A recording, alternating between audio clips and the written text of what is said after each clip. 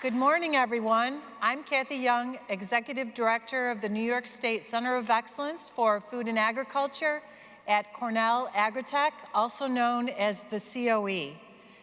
At the COE, we maintain partnerships with a wealth of programs and resources primed to support food and agriculture companies grow and thrive in New York State.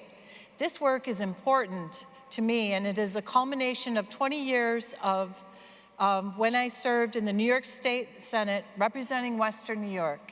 During that time, I served as chair of the Senate Finance Committee, the Senate Agriculture Committee, founded the Legislative Wine and Grape Caucus, sponsored legislation to create the New York State Council on Food Policy, and chaired the Legislative Commission on Rural Resources.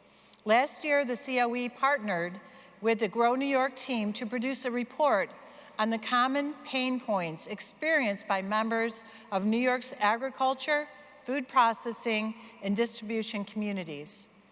Finding ways to address the labor issues and climate change were themes we heard from the farmers and food producers that we interviewed. And these trends are the subjects of this morning's first panel, Staffing the Farm of the Future. Please join me in welcoming Dr. Richard Stup, who leads the Ag Workforce Development Program in Cornell's College of Agriculture and Life Sciences and Dyson School of Applied Economics and Management, to moderate the conversation. And if you want to add a question or comment, you can do so by logging in to our attendee hub and selecting the chat icon to the right of the viewing screen. Please join me in welcoming Dr. Richard Stup.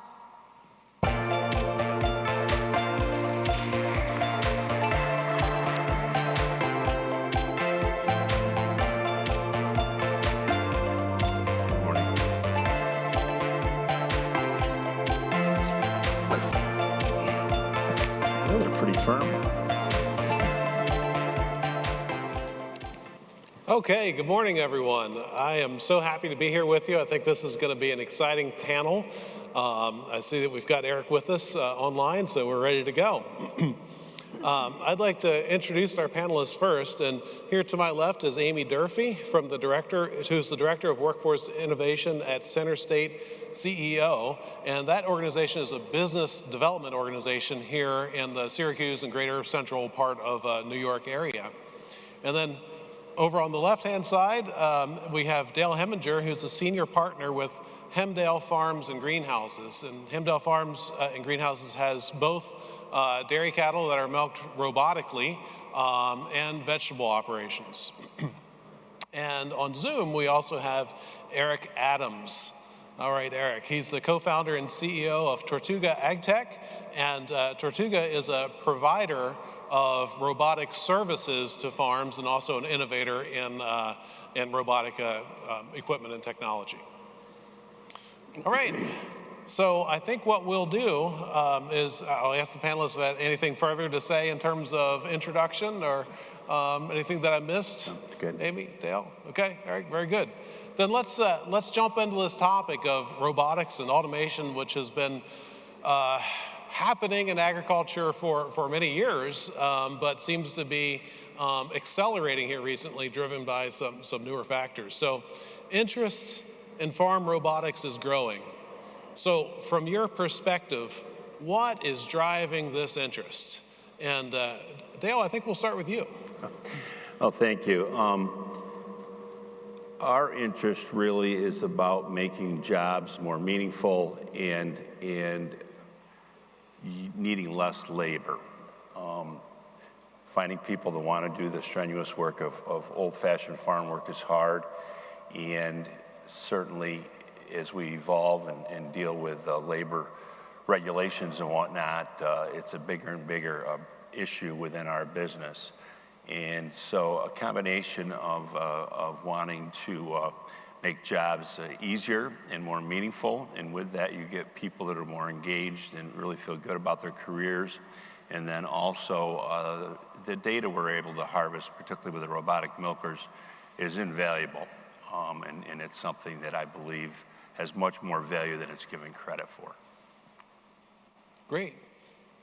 Let's go over then to Eric. Eric, what are your thoughts? What's driving this interest? Yeah, I think Dale you mentioned two of the major trends, and are also mentioned in the introduction.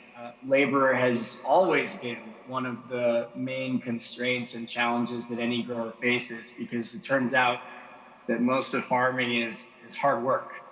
Once you have decided what you're going to grow and you buy and source all your inputs, most of the rest is hard work and gathering information to know what work to do. I think those pressures have become particularly difficult for farmers around the country in the last, call it 15 years, even more than they were before. And on top of that, you have a technology that keeps getting better and better. So it's not like it's a new idea. We pick strawberries and table grapes with robots.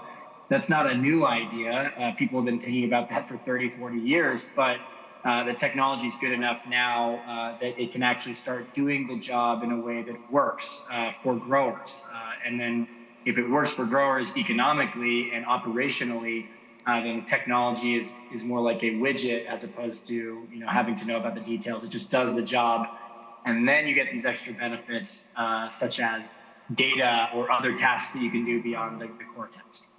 Yeah, so the desire's been there a long time, but the technology's really catching up now.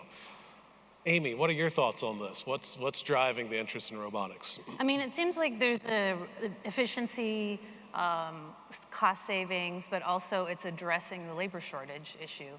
I also think it has the effect of upskilling your workforce. It's sort of a challenge and an opportunity, because you've got to be able to have people who can operate the machinery. And I think there's an interesting effect. Am I still? Yeah, you just have to. Oh, I have to stop turning my head around. That's when you take your head. I think there's an interesting effect of as you introduce technology onto the farm, and as workers start to get to know what the technologies are, what the advancement opportunities are for them, what the retention is potentially, and there's a potential there for actually improving the quality and the competitiveness of farm occupations. So I think there's a lot of potential opportunities there that are also, challenges. Yeah, and it's interesting as I work in this field and work with farm employers on helping to find where the workforce is coming from in the future. Robotics is more and more part of the conversation, and I think driven by all those factors that you've been talking about. But it's still relatively small in the overall industry. So let's talk about scale. In terms of change, what factors or conditions are necessary to drive adoption of automation at large scale in the industry? Who wants to take that one first? I'll go first. So we were very early adapters to robotic milking, and people in the industry really thought it wasn't ready. 15 years ago, I built a barn with 4 stations in it, and separate from my dairy that had a milking parlor, and we fell in love with it. And at that time, we were looking at a labor force that had questionable paperwork, and there was no H-2A program for our vegetable operation. So both my dairy and my vegetable operation were at risk, and we were close enough to the fruit belt in Western New York where immigration enforcement was a big issue. So that drove the decision for us to look at what we did as hard as we did, as well as the fact we love the technology could be harvested with the automation.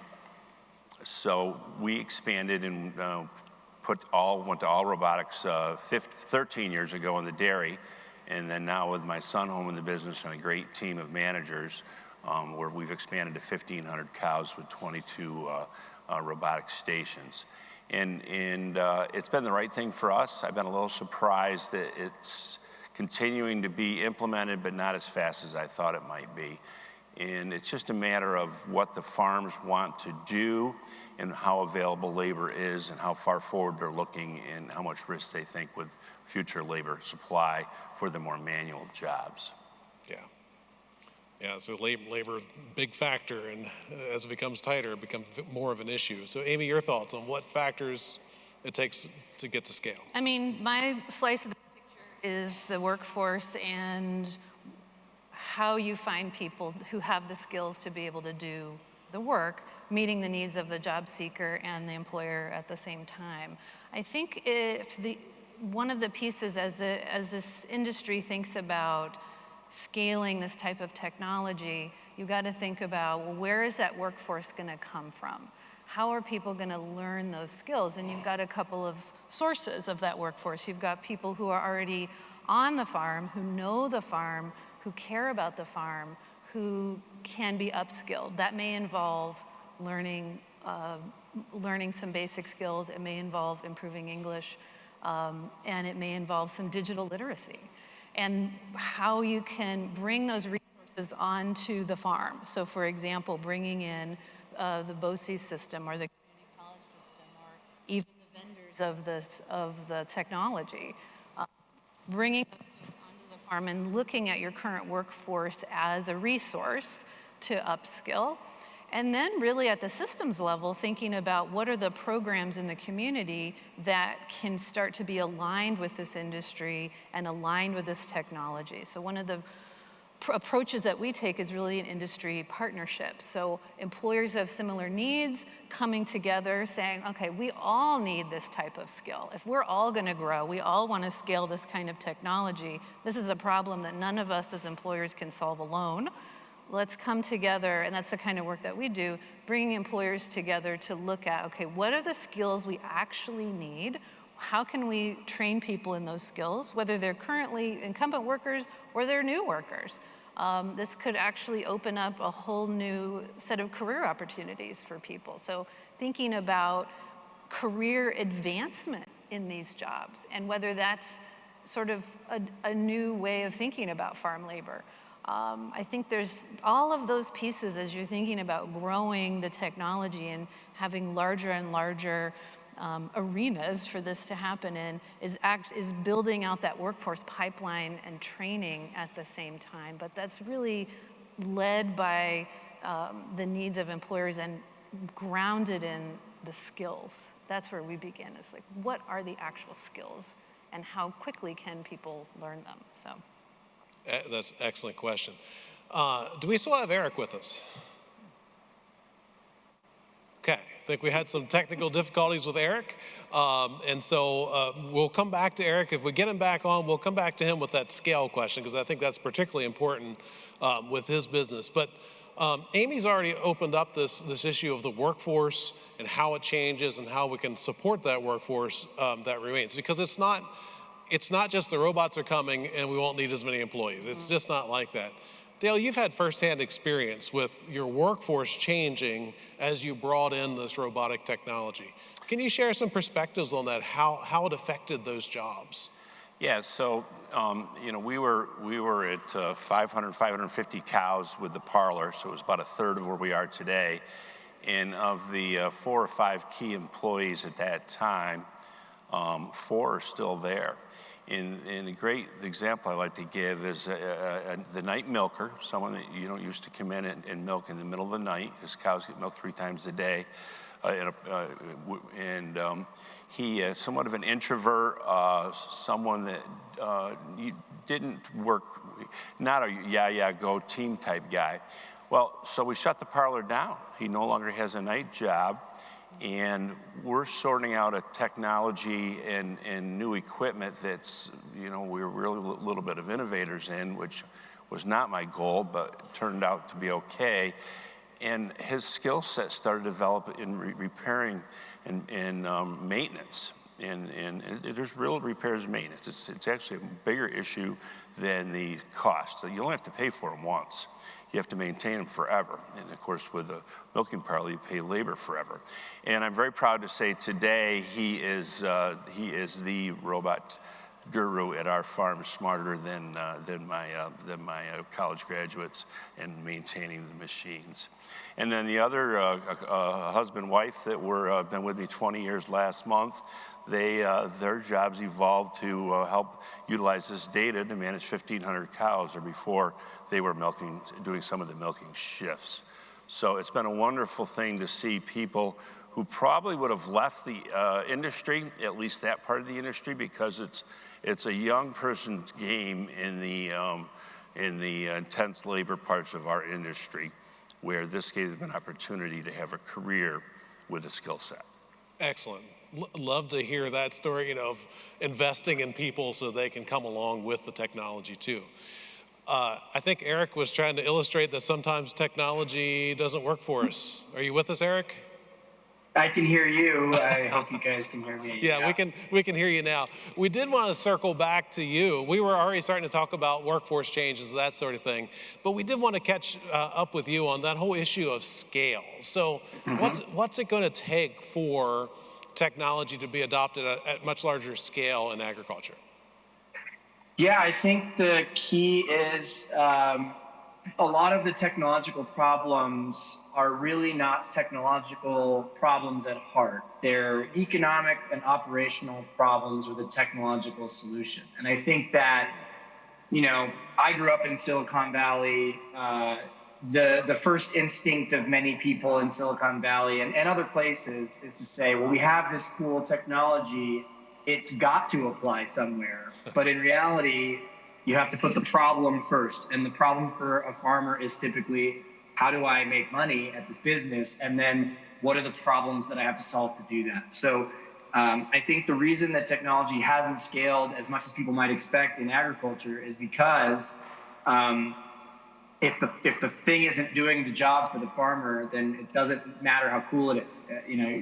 People aren't going to be willing to pay a premium just because it's a fancy piece of technology. So in our space, where we have robots that are picking fruit and vegetables, that is one of the most complex problems in all of robotics.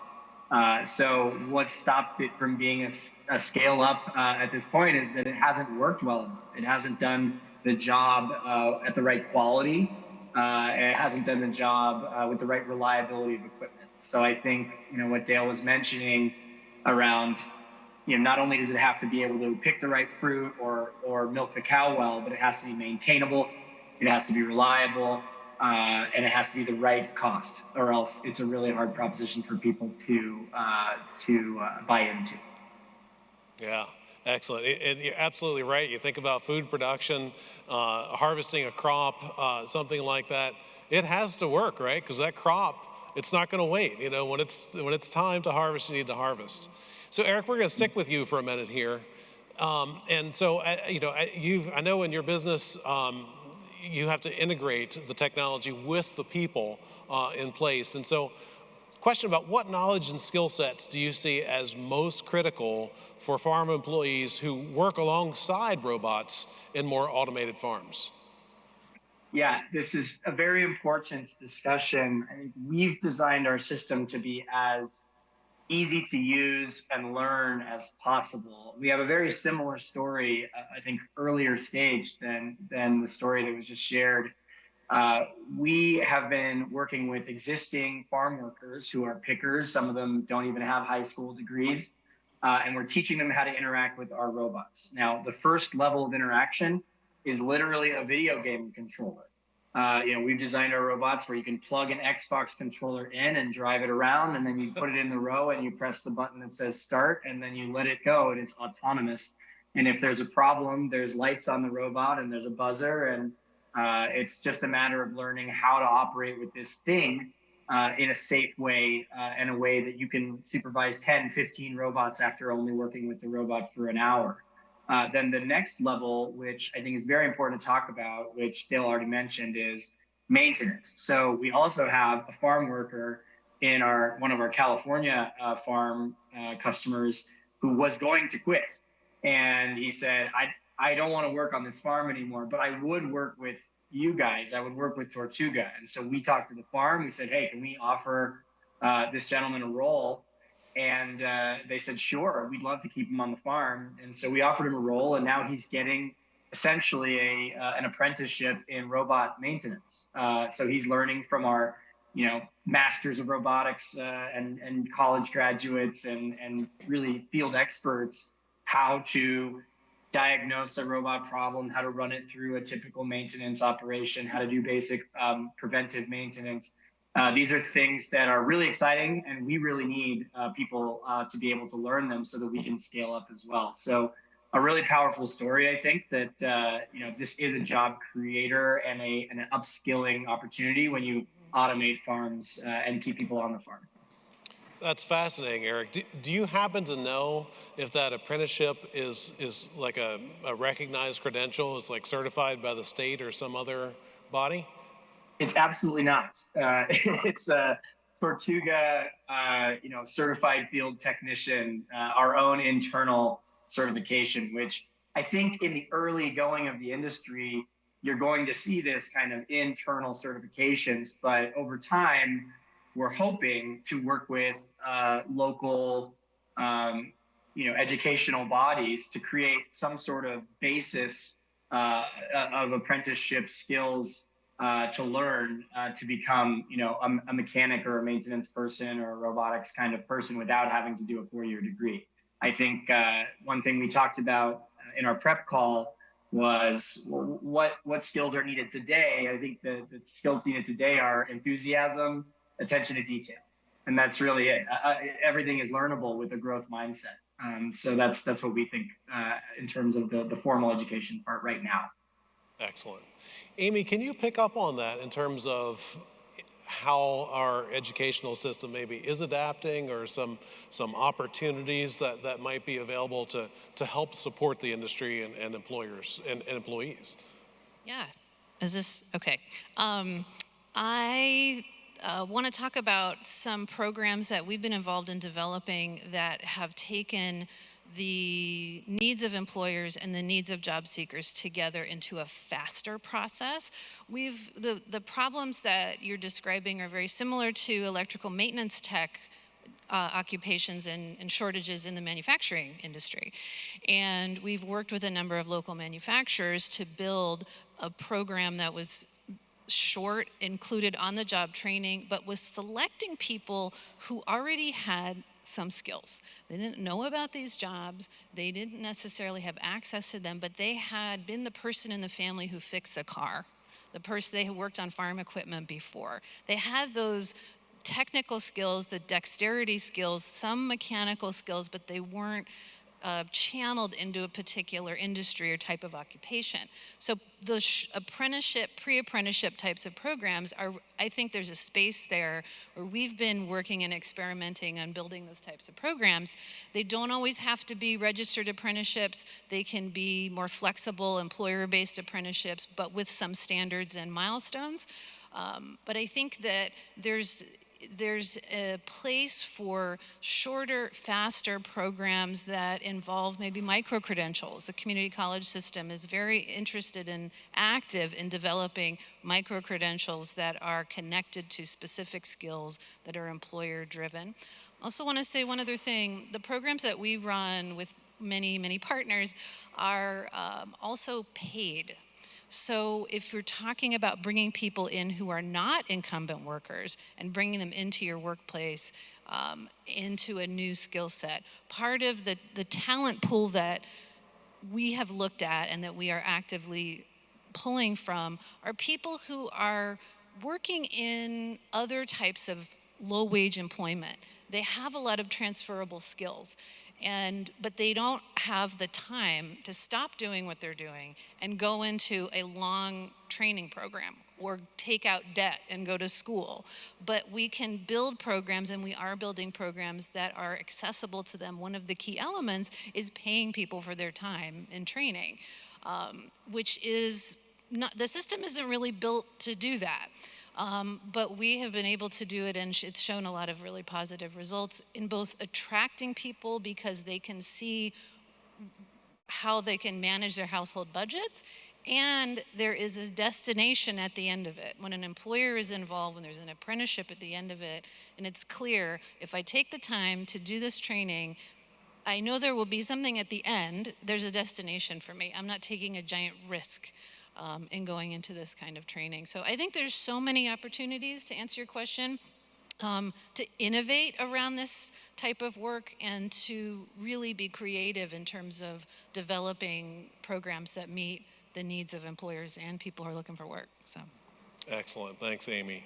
And Dale, we're going to bring this back around to you, and it's kind of two parts. You know, you're coming at this from the employer perspective, and anytime we're talking about workforce development, the employer is critical, needs to really be involved there. But so your thoughts on employees and what some of the knowledge and skill sets that they need in order to adapt into a more technological career path. And then second, just some thoughts about things that organizations like Aimee's or mine, universities or state agencies might be able to do to help support both employees and employers. Yeah, sure. And I really support what Aimee said. We just look for people that have the right mindset and a reasonable work ethic and positive attitude. Being able to solve problems. We don't necessarily look for someone to come to us with a specific skill set, but just be someone that's a thinker, that can manage their own time and plan accordingly. And with that, it sounds way too simple, but just having people have the positive mindset and problem solving. And I worry a little bit that we have our educational process, at least in the high school range, has in many ways only taught people how to use a keyboard. And we need them to understand how to work with their hands as well in meaningful jobs such as what we're referring to here. Yeah, excellent, good point. Can I add something to that? Please. I think there's so much space also for career exploration. So when I'm thinking about people who are in high school or trying to figure out what they want to do with their lives, what are those opportunities? Bringing people into the farm, bringing them to the work that you're doing and getting them excited about it. I think we've had so much success in the construction field identifying people who wanted to do this kind of work, working with their hands, but didn't know how to get into it, right? And really exposing people to what those opportunities could look like in real time, not just a video or kind of a, marketing campaign, but bringing people into that space so that they can get their hands dirty, really see what it feels like and go, oh, this is something that I could be doing. How do I go about doing that? And once you have that motivation, that gets to what both of you are talking about, is like a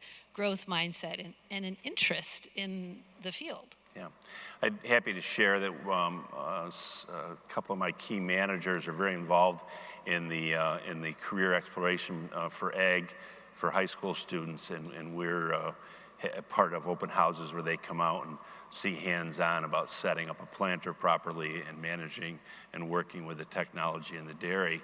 And I have an operations manager that's been with me 40 years next year, and his heir apparent was a work studied with me 15 years ago as a high school student. So you get really lucky once in a while. So yeah, I've often said that agriculture and the quality of jobs in agriculture, not just production but also processing and the food industry at large, is one of the best kept secrets in terms of careers. Good quality jobs, increasingly high tech, really not many unskilled jobs. A lot of these jobs require increasing amounts of skills, and they offer this diversity of day-to-day work. You're not stuck in a cubicle all day, and nobody offers more meaning, no industry offers more meaning than the folks that are producing food and providing that to take care of all the rest of us. And so, I think we need to make it less of a kept secret, right, and become more known in order to attract more people into the industry. Eric, do you have any other thoughts on the workforce before we move on? No, I think I would just echo that it's about an attitude that you can learn and grow and you don't need to be a college graduate. I think all of the things that Dale and Aimee mentioned are right.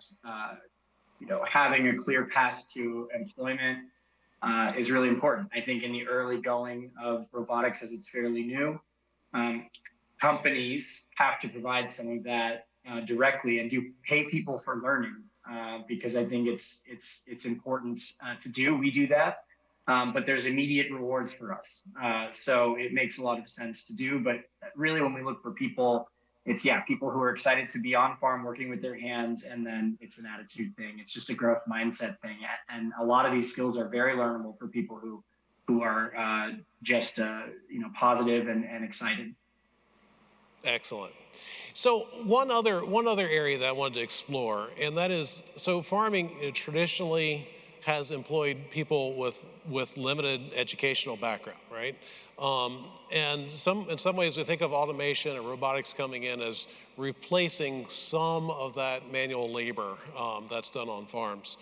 Is there a human equity or human opportunity issue that we ought to consider here in terms of some of those jobs for folks with limited education being replaced by robotics or automation? Any thoughts on that as to how we can support those folks? Well, ag labor is very hard to source. I've had very serious concerns that the day is going to come that we just don't have enough people. As it is, it seems like somehow we're just getting by in my part of the world year in and year out. So I have just the opposite concern that the day is going to come when we can't find anyone to work as hard in these manual labor jobs, such as we're referring to here, picking fruit or vegetables or milking cows. So I don't believe that there's any concern here at all as to not displacing people. I think it's much more of a situation where we have an opportunity to have much more meaningful careers with better pay scales. Yeah, good point. Aimee, your thoughts on that? I think this, when we kind of zoom out a little bit, this transition is like a transition that happens in other industries. As we move from fossil fuels to more green energy, jobs change. As people working on taking tolls on bridges, right? Those jobs start to become obsolete because we have electronic toll takers. The coal industry training, but the idea is, how can we be intentional as this transition happens? How can we be, if you're right, that's a good thing. If there are situations where people are being displaced, how can we be more intentional about training them for other types of roles? So coal miners being trained to be coders, right? There's sort of, if you get ahead of it and start thinking about it ahead of time, then there's less of a chance that people will get hurt, that people get displaced. And thinking about what are those transferable skills? Where are the places and where those skills are useful elsewhere in the economy? And really being thoughtful and planning for that. If this is an industry-wide transition, what is the industry what's the scenario 5-10 years from now? What is this industry going to look like? What are those jobs going to look like? And on a wider scale, will there be some sort of displacement in general?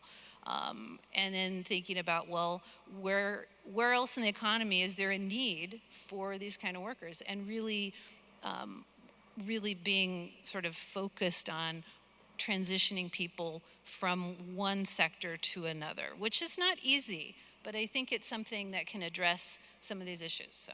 Right, thank you. Eric, your thoughts on this topic? I've got a couple thoughts. One is that at least in our industries with our customers, there's such a shortage of labor, and people who are long-standing farm workers, pickers, are falling out of the market far faster than they're coming into it. So at the scale of adoption, even if we were to adopt robotic harvesting and other technologies much faster, it just doesn't seem really like there's going to be displacement. A lot of these folks are workers that are moving around regions or that aren't, fully employed, sort of underemployed.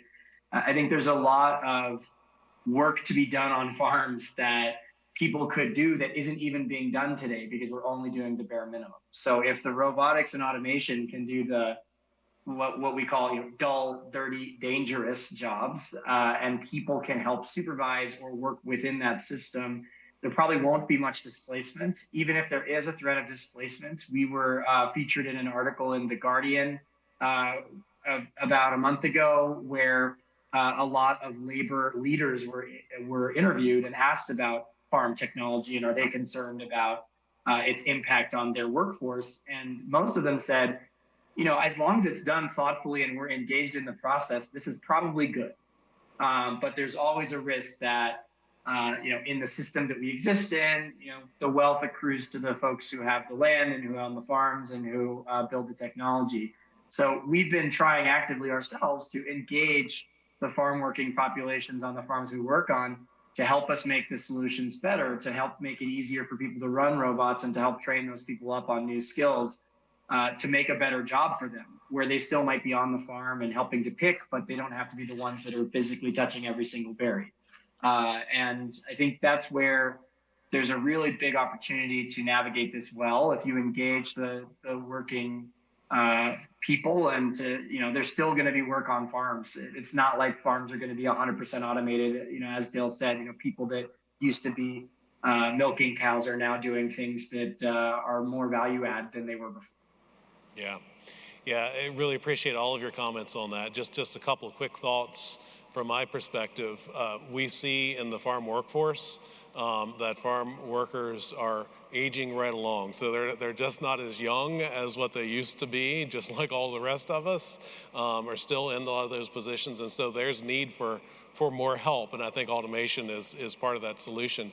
And then another trend is a demographic trend from the countries that traditionally send farm workers into the U.S., and that is that population growth has definitely leveled off, and so there's not as much push from those sending countries of people looking for work as there once was. And so I don't see another big source of farm workers coming from anywhere in the world to the U.S., so we need to find other solutions, especially for some of those more manual labor type jobs.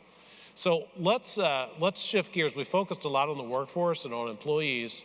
Let's talk about management for a minute. So how must farm management adapt to better integrate automation or robotics, but also to integrate the workforce with that? So let's just take a little different perspective, not just from the workforce level, but from a management level. How do they need to think differently about integrating this technology into the business? And Dale, I think that we'd start with you on that one. We realized that when we got our arms around running a robotic dairy, that when we brought someone in, that they now are walking into something that, to us having already sorted all these things out over the first couple of years. So visual, we have a wall with full paper-sized pictures on it that explain all the different steps to managing and working with the robotics for even a beginning worker. And we've talked about here numerous times different educational levels and working with Hispanics and immigrant labor. Some have very limited education, but as long as they have a mindset to learn and problem solve, we've been very successful in having people emerge in just a matter of months with really good skills. And it's been fun to see some of them come back to management and their peers with some suggestions that are like, why didn't we see that? So it's been really fun to have that happen. Awesome. Yeah. Aimee, what are your thoughts? How does management need to adapt? I mean, I think it goes back to talking about investing in people so that managers are not just managing the day-to-day process, but like you've provided tools for both the managers and the workers to understand what needs to happen. investing in that skill building, thinking about what is the trajectory for not only the manager themselves, but also for the people they're supervising. I think there's a piece here related to, which has been brought up already a little bit around English language ability, and just getting really focused on that. I think there's a potential for having resources come in to be able to improve the language skills and the communication between managers and workers, as far as improving the bilingual skills of managers, but also improving the bilingual skills of workers. And this may not be something that you have a lot of time to be doing, but it's a potential investment and it depends on the scale of the operation and how big of an issue this is. But on-site English language learning is something that a lot of companies are doing. There's a lot of great models out there that have actually helped to improve productivity, also combining on-site English language learning with digital literacy. Those two often go very well together. And empowering managers to be also trainers. And again, I know managers are trying to run the business, but this is a way to kind of come at the process where those types of skills, instead of bumping up against them every day and trying to solve them with maybe different workers, the company's bringing in resources so that people are able to learn those language skills, learn those digital skills, and advance along a path so that they can grow in the work that you're doing. I mean, I would imagine that learning how to use learning how to use a machinery in a robotic dairy actually takes a while. So retention is important. You don't want to always be starting over with new people. And so those language and digital skills, I think, as people stay and grow in their roles, becomes even more important. But that's a new kind of thing for managers to be doing, to think about teaching people English and teaching people how to use computers. So anyway. If I could real quick, Rich, to your point, Aimee, we literacy volunteers in our area have been a huge part of our growth of our business, and I'm proud our new dairy area has a nice meeting room area, and on Sundays the literacy volunteer people are there with my employees and actually some neighbors' employees as well, and I've become a huge advocate of those services. So and to that point, and we have all of our instructions bilingual, and I believe some of them are only in Spanish. Excellent, thanks. Yeah, it's hard enough to communicate when we all speak the same language. Well, yeah, you're preaching to the choir on that one. Right. So. Eric, over to you. So you work with different employers, different farm employers, and so you must have some insights about how does farm management's mindset need to change as they adopt robotic technologies? Yeah, I think that also depends on how much of a direct replacement is the automation technology. Is it a very seamless drop in, or in our case, does having a robotic fleet change how you have to think about your harvest rhythms and your interaction between the robots and the people? So, in many ways, you can think about the operating system of the farm being people picking. In fruits and vegetable farms, that's your OS in tech parlance. That's how the business operates. And if you then change that and have robots, and they're maybe more accurate, but they're not quite as fast as your fastest picker, but the distribution between your fastest and your slowest is smaller. And the way you've been thinking about it the whole time is incentivizing your people to pick fast enough, but then also making sure they pick high quality enough. And now you don't have to worry about those problems are almost inverted. That it has impact on how fast you pick, at what volumes, in what lumpy way or more stable way, and how you sell. And so I think Aimee and Dale covered a lot of the workforce mentality and mindset, which I think is all right. And then also there are implications that can be very powerful around how do you actually manage your business.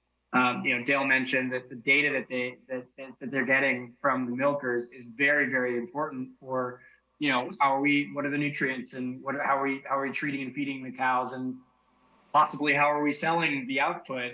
That's all mindset changes that have to happen because you have a new management tool, a new technological tool. So that's what we've seen most from growers, is they're starting to get their heads around, okay, this could look somewhat different at scale for parts of our business, and what does that mean for us today? Great.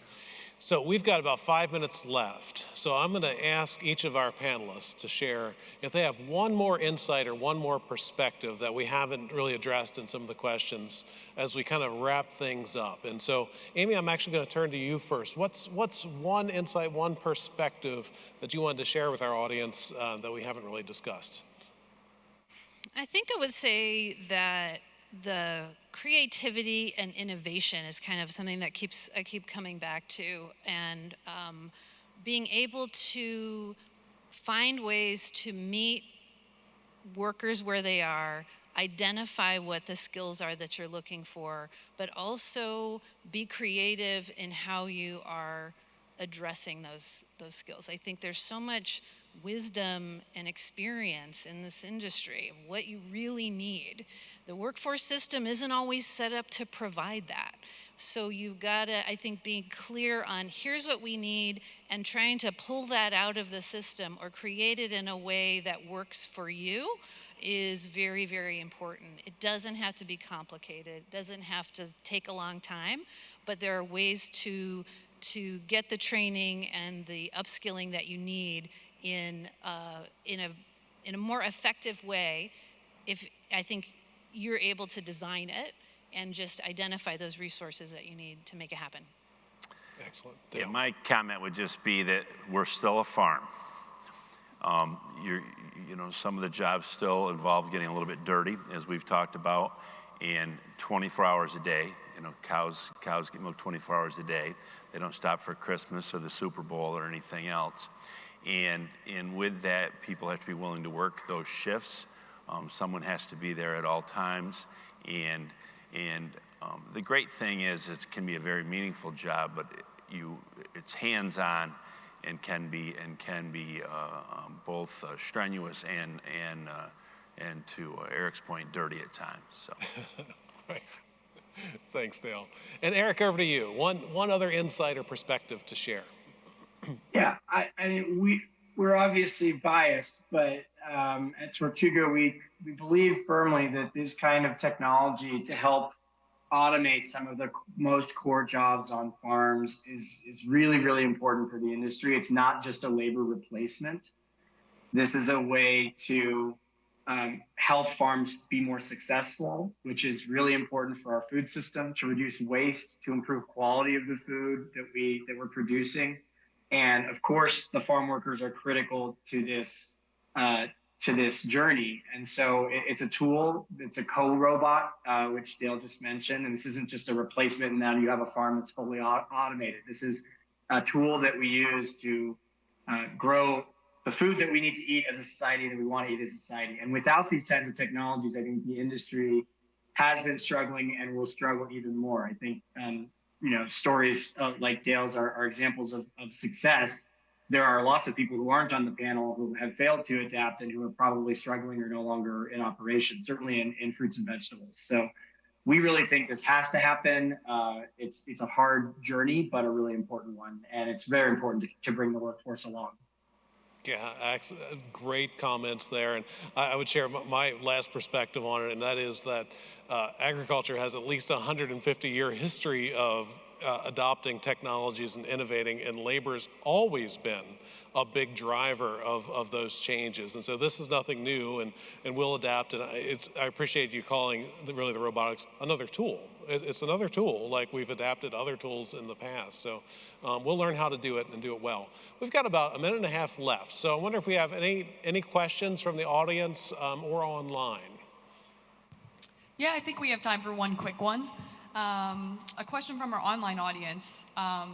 They really love what everyone here has offered about paying for training and openness to new workforces. For Dale and Eric, you mentioned hiring for problem solving and growth mindsets.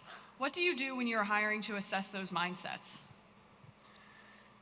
It really falls on my key managers now, but you quickly, first of all, in the dairy, 90% of our replacement people are brought in by one of our existing employees. They know someone that they think will fit into our world, and that's just been a wonderful thing. You know, people come and go. We had two brothers leave us at the same time 6 months ago. They both were great key employees. They went into construction where they could make quite a bit more money. And I was very pleasantly surprised we got two new people in there that landed right on their feet, and both came from existing employees. So my dairy manager and my son I really have a good job. You walk people around, you explain to them what they're going to be doing, and you get a feel for it. And we're much more about hiring the right person than hiring someone with the right skill set coming in. Eric, how do you find the right people? I would say we put them right next to the robot, and this applies to PhD students or folks that just met us that day. Put them next to the robot and see what questions they ask. And people that have growth mindsets or are excited are typically very curious and are trying to understand what's happening. And that's the first indicator for us that folks are excited and willing to learn and are learning. And then we train them and we work with them for a day. And if it's going well in terms of learning, attention to detail, and enthusiasm, then we can keep going. I think that's really our evaluation. It's how curious and how quickly can they pick up the basics, the very basics. I'm talking about which buttons you push. So that's how we try to evaluate folks. Excellent, and I think we'll stop there. Thank you all so much for a great panel and great conversation.